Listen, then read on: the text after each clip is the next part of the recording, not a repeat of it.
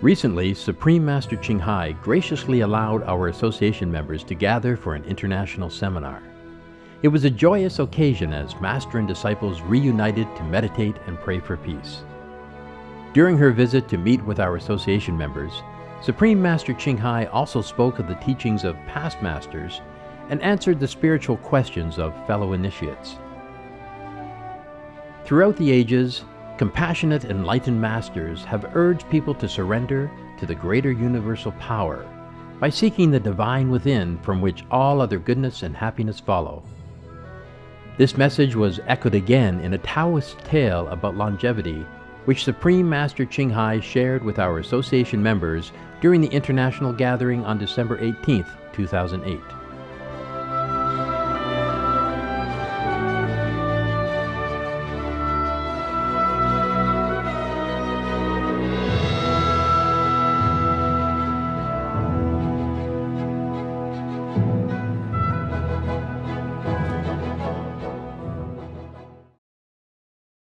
Now, for a person who is not interested in fame and gain in this world, he's already half saint, I think. The reason you forsake money or fame is important. It's not the action alone, yeah? Yeah, if you just forsake the money and name and just don't do nothing with your life, then it is a waste of a life. Yeah? You waste the food of the world, especially in this time of food shortage. Yeah? So, this guy, why he was uninterested? Tell me. He had something better. Like what? His meditation practice. At that time, not yet.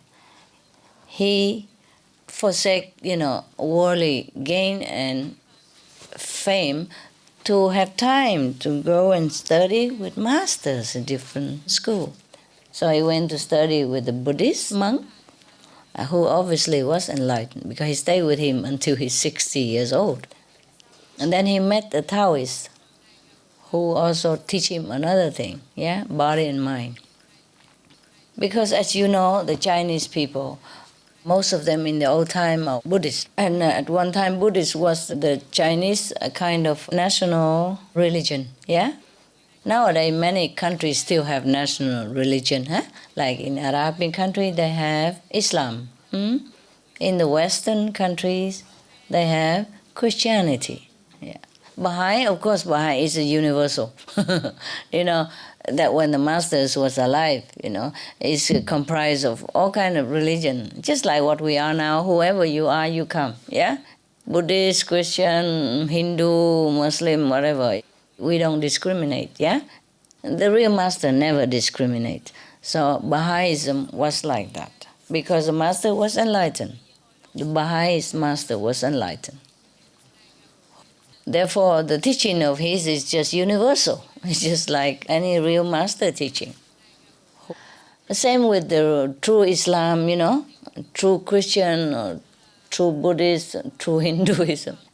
Any religion believes that God is loving and kind, right? That's why they always pray to him, help me, grace me, bless me, protect me, yeah? If a person who is not kind and loving, how he protect you? How would he care, to bless you? How would he care to grace your life or anything? So even if any religious scripture or the religious believer doesn't say that God is love even, but it's implied, that God is a loving person, very protective, very kind. That's why we pray to him or her. Because if it's not kind, how you care to pray to them? If a person or a being is not loving, how would you even think to pray to that being, right? So God, obviously, is love. So how can a person who embodies love teach anyone to kill anyone else? It's also his children, or even encourage that, or even tolerate it, or even bear it. We were in heaven talking about God, huh? Let's go back to earth again. Now, the Zen Buddhist friend of his, Huiting, also has the ability to free himself from the body. Do you remember reading the story about Kabir? Kabir, after he died, he seemed to take his body with him too, because the Hindu and the Muslim were fighting with each other, saying whose denomination the master should belong to and must belong to. And they fight over his body. They believe he's Muslim, because he teach also Muslim teaching, maybe referring to a Muslim teacher of the past when he have a Muslim disciple, yeah? And when the Hindu disciple come, then he talk about Hinduism and the past master and Vishnu and Brahma and all that. Or maybe celebrate also with the Hindu in the Hindu way. And when he is with the Muslim, then he celebrate with the Muslim in the Muslim way. So both believed that he belonged to them alone. It's possible. So after Kabir died, Muslim and Hindu fight with each other who will take the body to where. So then after discussion for a long time, the body still laying in the coffin waiting. Until next morning, when they decided both to come there to debate about who will take the coffin home. The master body. And then they open the coffin, they see nothing in there. He only saw one rose in the coffin. The body is gone, just one rose. The symbol of love, unification. Love is only one. There's no Muslim, there's no Hindu. The master wanted to leave the message like that. It could be that the master took his body with him. It could be that some wise, very enlightened disciples had taken the body with him while everybody was debating and not looking. So he just take it away, worrying that the Muslim or the Hindu or both, they would chop his master body into two parts. After all, and decided, okay, you the left, I the right. Yeah. Then that would be disaster. It would be terrible. Because it's not like the Muslim or the Hindu have enmity with each other. But it could be that they can be in the conflict, They could even chop a master body into two, divide it in two halves so that each one take one, end the discussion. That is one thing. Because maybe not all of the masters have been highly enlightened. You see, in any spiritual practicing group, there are some are highly elevated spiritually, some are still nowhere. And mostly the ones who are not very enlightened are the loudest mouth. Ego. I know everything. Master would want this. Master is mine. Because if you are truly enlightened, you don't have this kind of attitude. Yeah? You don't. You just do what the master said anyway. It's not that if you are initiated by even the highest master, you will be immediately all enlightened. Even if you are all enlightened at the time of initiation, you will lose somehow some degree of it as the time goes by, because life take over again after you get out of the meditation room. Your ego control again, Any moment you forget God, any moment you forget your real self, the ego come in and pose himself as you and make trouble for you and tell you all kind of things, because you have a lot of habit which you love to keep. Yes. Even just to put out a piece of meat is very troublesome for many people. Because many people, any age, not just now, understood the master teaching. But they don't practice because they cannot leave that meat alone. They cannot leave alcohol. They cannot leave cigarette, for example, like that. And above all, they cannot leave their ego. They think they know everything there is to know already, for example, and that they are a very, very good, devout disciple of God. They go to the temple, they go to church, they think that's enough. So many reasons why people who come to the lecture agree with the master, but will not follow. Most of the time is the eating habit, To satisfy the palate, we do many things. We even kill, Mostly just for food, for security of material comfort. And food is very important to many people. And they do anything for it. That is the problem.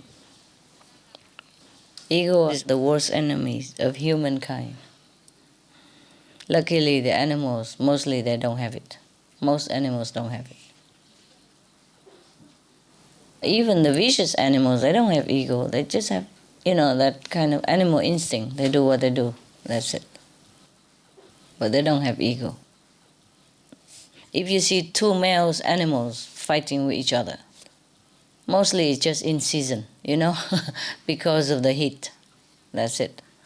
But they're not really trying to prove anything. But in a group, of course, sometimes they had to fight to know who's the strongest, and then they elect as the president of the animal group.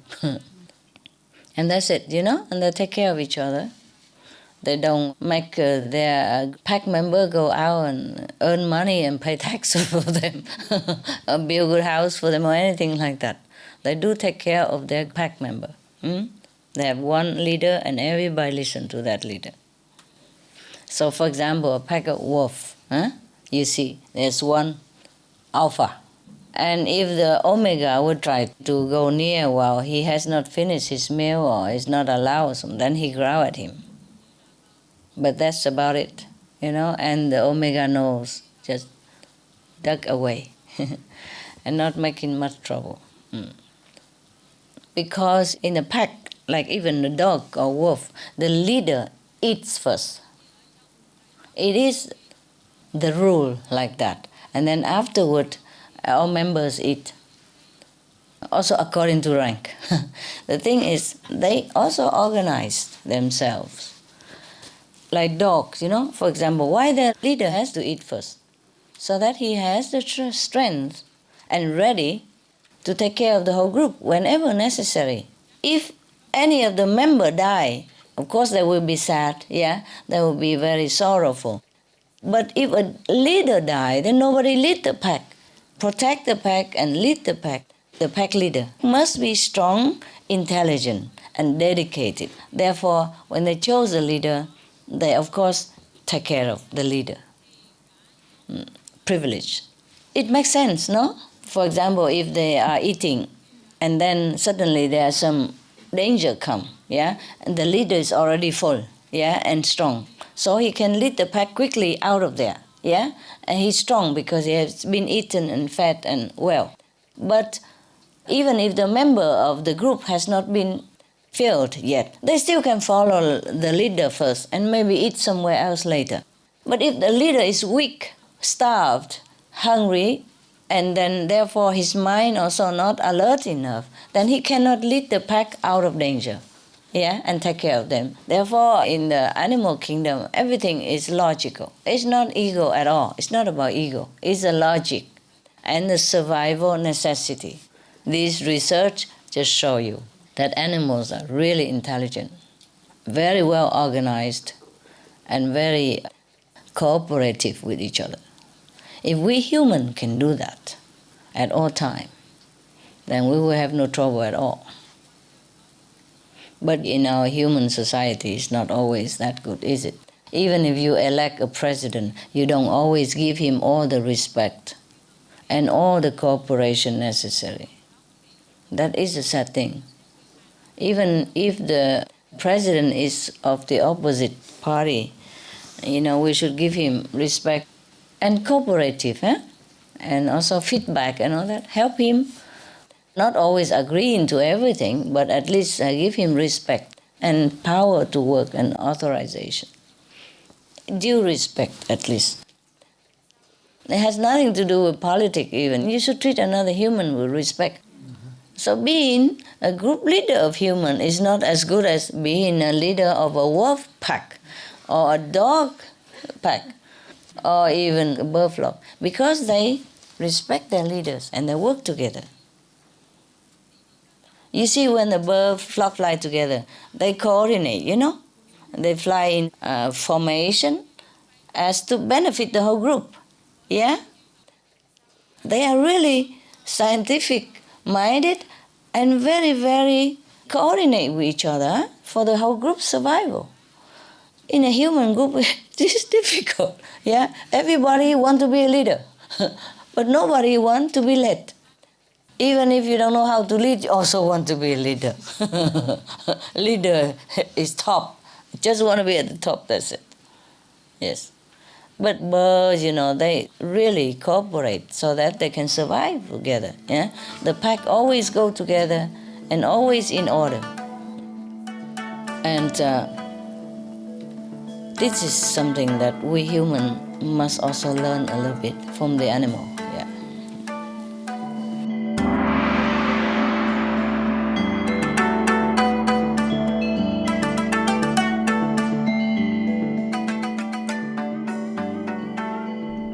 Thank you for joining us today for Between Master and Disciples.